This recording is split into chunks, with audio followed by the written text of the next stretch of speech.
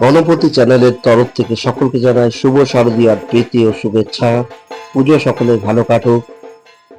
ॐ जयन्ती मङ्गला काली भद्रकाली कपालिनी दुर्गा क्षमा शिवा धात्री स्वाहा स्वधा नमोस्तुते। নমস্কার, শুভ শারদীয়ার প্রীতি এবং শুভেচ্ছা। আজ শুভ প্রতিপদ। আজ থেকে নবরাত্রিক ব্রত আরম্ভ হচ্ছে এবং নবদুর্গার পুজো আমাদের শাস্ত্রে আমাদের দেশে প্রচলিত আছে। তাই চলুন আমরা সকলে নবরাত্রিক ব্রত এবং 9 জন দেবীর যথাসাধ্য পূজা, তাদের গল্প শ্রবণ করি। আমরা মন থেকে তাদেরকে স্মরণ করি, তাহলে আমাদের জীবনের যত জাগতিক বাধা বিঘ্ন আছে, দোষ ত্রুটি আছে, আমাদের খারাপ কর্ম আছে, তিনি দয়া করে সমস্ত কিছু হরণ করুন, এই প্রার্থনা করি। চলুন মায়ের মাহাত্ম্য শোনা যাক।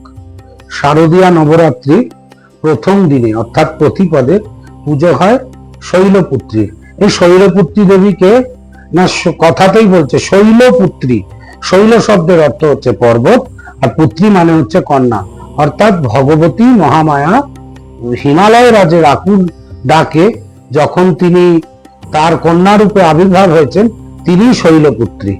তিনি সমস্ত সাধকের ভেতরের অহংকারকে নাশ করে দেন এবং সাংসারিক জীবেরা যারা তার পুজো করবে তাদের কোনোদিন কেউ কোনো জায়গা থেকে চ্যুত করতে পারবেন না। তিনি খুব সুন্দর তার রূপ, তিনি দ্বিভুজা অর্থাৎ তার দুটো হাত, তিনি বিশারুরা অর্থাৎ ষাঁড়ের উপরে বসা, শ্বেত শুভ্র বস্ত্র পরা, কেউ কেউ মতান্তরে রঙিন বসনও পরা হতে পারে, উজ্জ্বল মুকুটধারিণী, সুন্দর কান্তি বিভূতি শরীর, তিনি হচ্ছেন মা শৈলপুত্রী।